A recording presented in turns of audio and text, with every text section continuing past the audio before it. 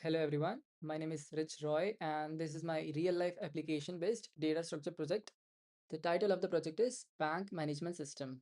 So this is a C program which I have made using something called linked list.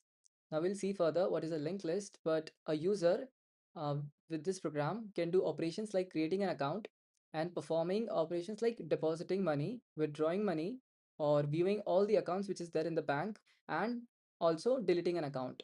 So let's move forward. So first, let's see what exactly is the project. It is a menu-driven program, which means when the code is run in the terminal, it will show a menu with multiple options and the user can choose whatever he wants to do. Also, all the information of the account is stored using linked list, which means the memory allocation is dynamic. So there is no need of database or files. And also there is password system, which means when the user perform operations like depositing money or withdrawing money, the user needs to enter the password. First, the password is verified. If it's incorrect, the user won't be able to deposit any amount or withdraw.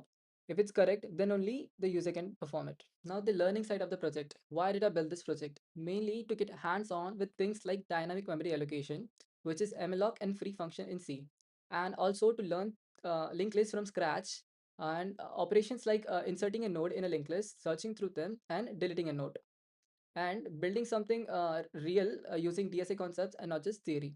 So moving on to the next slide, this is the core of the project, the data structure.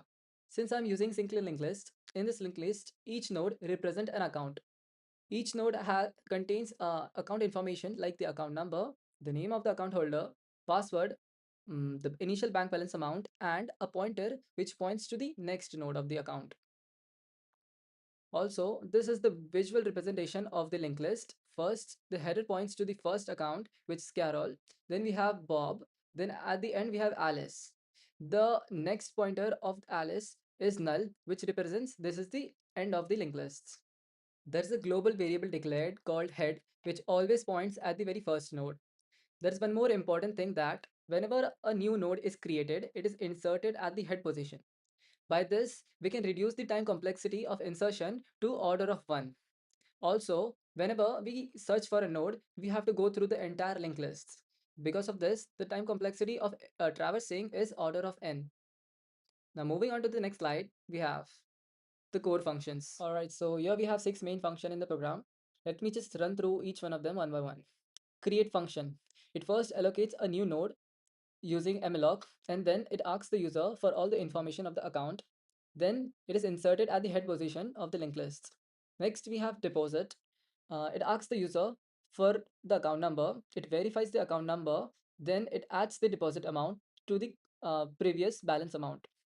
Similarly, the withdrawal function, but here it checks if the balance amount is sufficient enough to deduct the withdrawal amount. Next, we have search account function, which is a helper function which is used internally in the program. Whenever the account number matches, it returns the pointer matching to that node.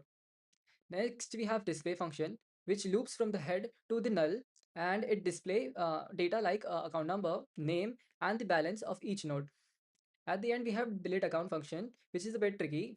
It has a previous pointer node, which keeps track of the previous node, so that whenever a node is deleted, it can reconnect to the list. And then free function is called to release the allocated memory of the deleted node. So how does the whole program actually flow? It starts at the main function, then it displays the menu, and then it takes the input from the user, its choice, then it goes into a switch statement.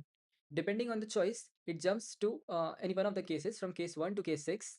If choice 1 is chosen, it calls a create function. For case 2, deposit function. For case 3, withdrawal function. For case 4, display account. And for case 5, delete account. And then if any one of the option is choose from case 1 to 5, it will perform the function, and then again it will display the menu. Only if option case choice 6 is choose, it will terminate the program. Okay, now finally let's dive into the code. I will show you now how the actual code looks like, and here is the code. And instead of explaining the code here, I will take you to my VS Code. Okay, so now let's quickly see how our code looks like. So first we have struct account. We are declaring a structure, name account. Inside it, we have account number, name, password, balance, and the next pointer, which points to the next node. Also, we are declaring a global variable called head, which is the head of the list. So first we have create account function. Whenever this is called, a new node is created and a memory is allocated to that node. Then the user is asked to enter basic account informations like the account number, the name, password, initial balance. Then the next of the recently created node is initialized as null. Then we want to insert the recently created node at the head position. So simply we just write it as next account and new account next is equals to head. By this, the recently created node will be inserted at the head position. The next we have a deposit function. It takes input from the user like account number, the amount to deposit, and the password. So first it searches the account. If the account is not found, then it simply prints account not found.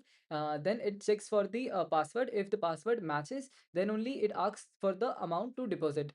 Then it simply just add the deposit amount to the previous balance. Similarly, we have our withdrawal function. It is almost the same. It's the only difference is it will first check if um, my deposit account is should be less than my balance. If it's not, then it will simply print insufficient balance. If my deposit withdrawal amount is less than my balance, then it will just simply deduct the amount from my balance. Now next we have a display account. Again, it will declare a temporary variable. It will store the head of the list, and if the temporary variable is none, it means that no node has been created. And then it display the information of all the nodes starting from inside the while loop. Will continuously run the while loop till my temporary is null, which means the end of the list, and it will again and again print information of all the nodes. Then we have our delete account function.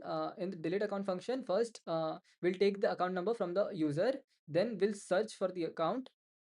If my account is not found, then I will simply print account not found. If it does, then here we have declared a previous node. The previous node, there are two conditions. If my previous is equals to null, which means that I am currently trying to delete my head. So we'll simply write the line ahead is equals to temporary temp next. Or else if my previous is not null, then simply I will write previous next is equals to temp next. Then I will call the free function and simply my deleted node will be disappeared. Then we have our main function. In main function, we inside a while loop, this is my menu. The user will be choosing any one of the options from 1 to 6. Then based on that, inside the switch case, we'll call our functions, and only if the user chooses option number case 6, then the our code will be terminated, and finally that will be the end of the code. Thank you. Okay, so now we'll see the output of our code. So let's just run the code first. So here I can see 6 options. So let's start by creating an account.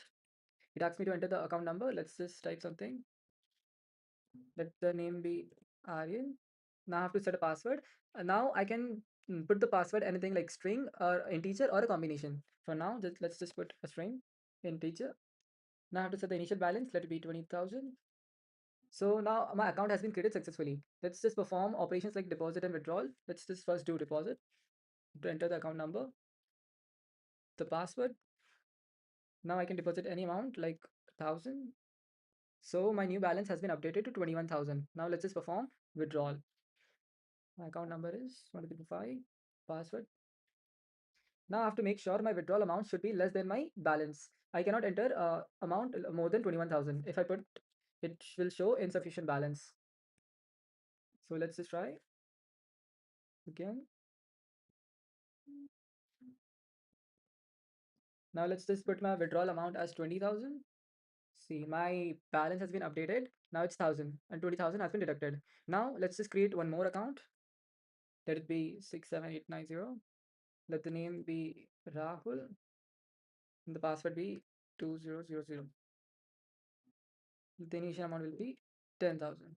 Now, one very important thing is if I display the all the accounts which are there in the list, see, my recently created account, which is Rahul, is displayed first, and then my previously created account, which is Aryan, is displayed later. This is because whenever I create an account, the new node is added at the head position, which means it is added before the previous node. That's why my recently created account is getting displayed first, then my previously created account. And only when I enter 6, my code will be terminated. Thank you.